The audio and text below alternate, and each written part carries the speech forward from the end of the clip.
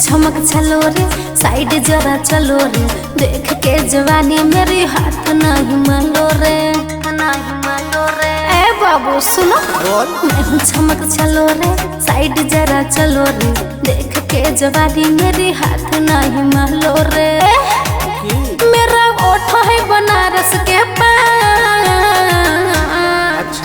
अरे कमर लचका के मार दूंगी मैं तो बहन, चोली के सामान कर देव तोरे दान।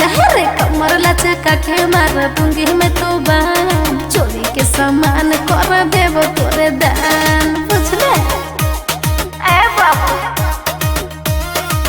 बाबू बाबू बाबू, चोली के सामान कर देव तोरे दान। सुनो सजन रे लादो कंगन रे, मैं दिखा दूंगी हाँ लुटा दूंगी चीजों अपन रे, अपन रे। ए बाबू कंगना खिले दो पूरा पटना रे, या जो लहंग में घटा लो तुम घटना रे। ताजा ताजा है चीज के सामान,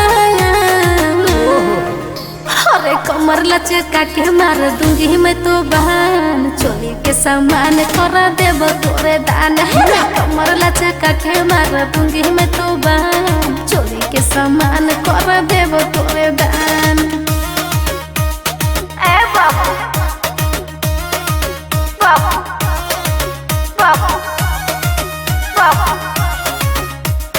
चोली के सामान कर देव तोरे दान। रंग बाजे राजा बजाओ बाजा, मैं नाचूंगी हाँ नचाऊंगी, दे दो धनिया